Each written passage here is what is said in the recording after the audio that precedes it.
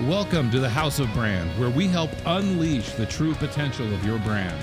If you're a business owner, leader, or C-suite executive and you're ready to scale your business to new heights, you're in the right place.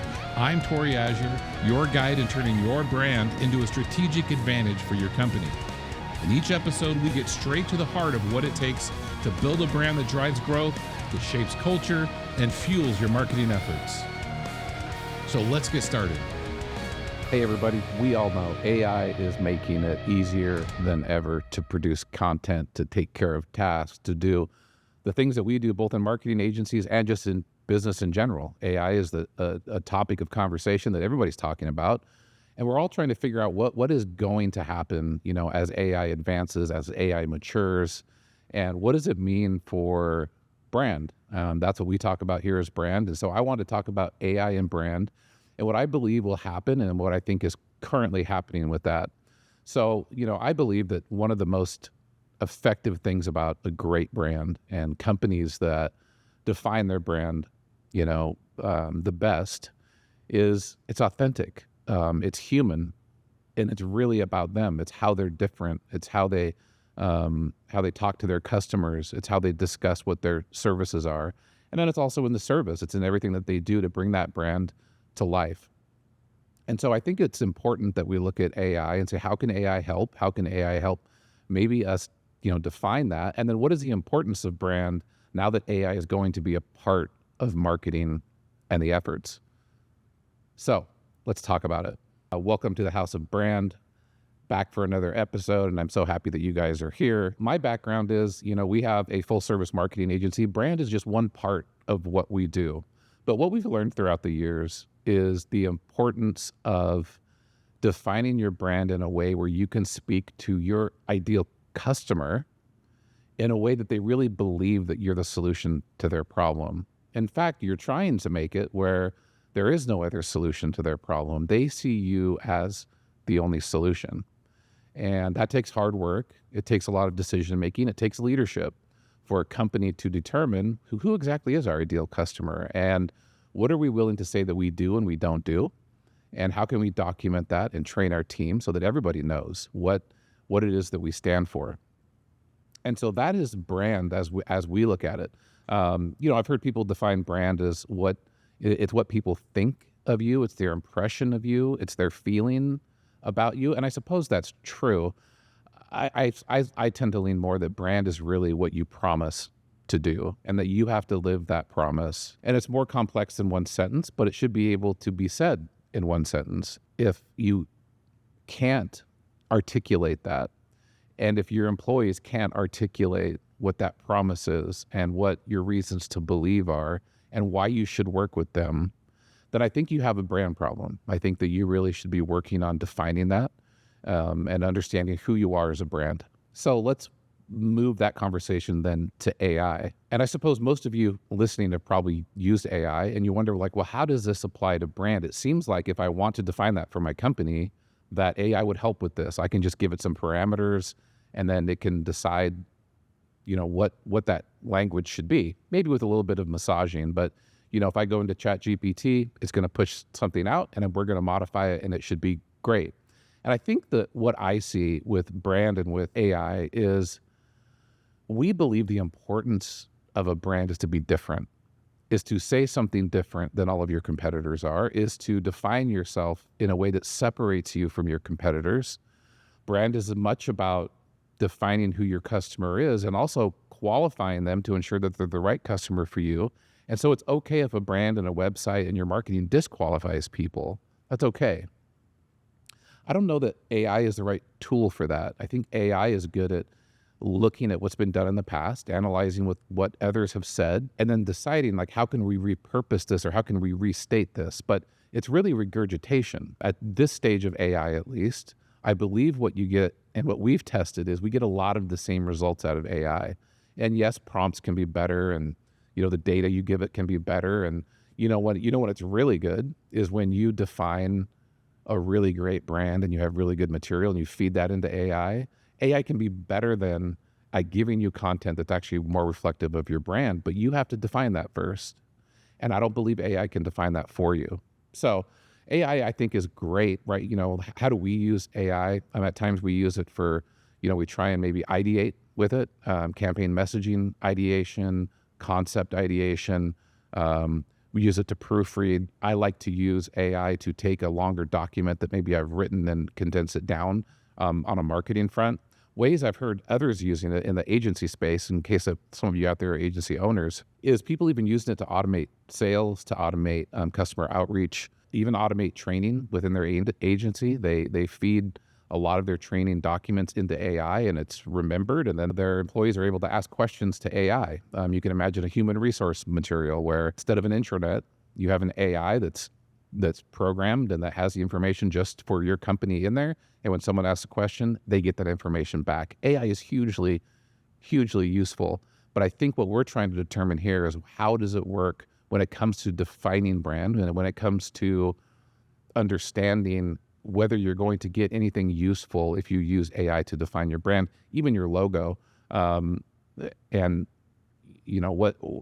how can you do better than maybe what AI is going to give you? So what is most important as we move into 2025? And I think, as I've read through a lot of news articles and other things as we look at 2025, one of the things that keeps popping up is how much brand is going to matter to businesses in 2025. That there is going to be a lot of noise. There's going to be a lot of action. There's going to be things happening out in the marketplace where everyone's trying to figure out, how it all works out in the end.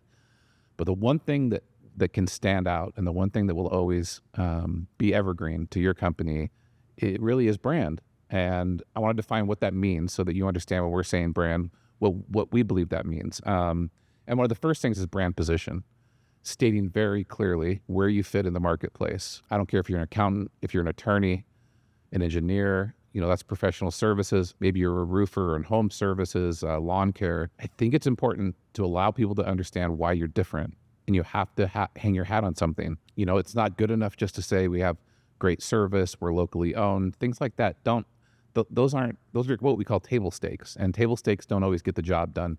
We need to talk about things that are just really important to that customer. Maybe it's that your lawn care company cuts grass, or maybe you just do landscaping, or maybe you only do new construction, but you really need to define that so that people know, and you qualify or disqualify people. Also, the messaging and the voice, just make sure it's authentic. Most founders, when they found a company, have a message and a voice, and people get to like those founders. Successful companies, typically, people get to know the founder and they like the founder. That's the employees, it's the customers. The founder is an important part of that. And I think one thing that's important, and that's why when we work on brand, we talk to leadership and we talk to founders and we say, what is the message and the voice here, and how do we say it, and what are the values of the company? All these things are super important, that each employee understands it and that they know how to talk to customers. They know how to provide great customer service. They know what we're aiming for every day when we go to work. Finally, one of the things that we can't control as an agency, especially if we're working with you, is customer experience, but it's all part of the product. So in marketing, when I talk to clients, I always say, we can always help you market, but if you want to scale, you have to nail customer experience and you have to nail the product. We don't have a way to help you with product and a way to help you with customer experience. That's up to you. It's our job to drive new clients. It's our job to sell the message to potential customers, to say, hey, you should reach out. You should consider this product. You should consider this service when it comes to professional services.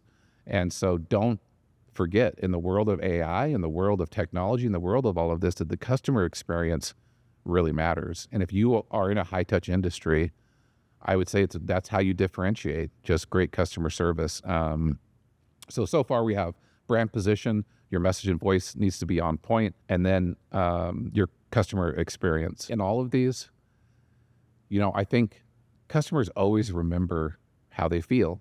They're always going to remember how they feel over anything else. Not necessarily what you delivered, not necessarily the product, but they're always going to remember how they feel. So that authenticity and human connection is so important as we move into a world of AI. We're going to accept AI in certain ways, and we're going to accept AI is going to take tasks, and that sometimes we're talking to a person that's an AI chatbot, or we're going to watch a podcast that might be AI. Like we're going to understand that, and in some respects and in some categories, we're going to be okay with that.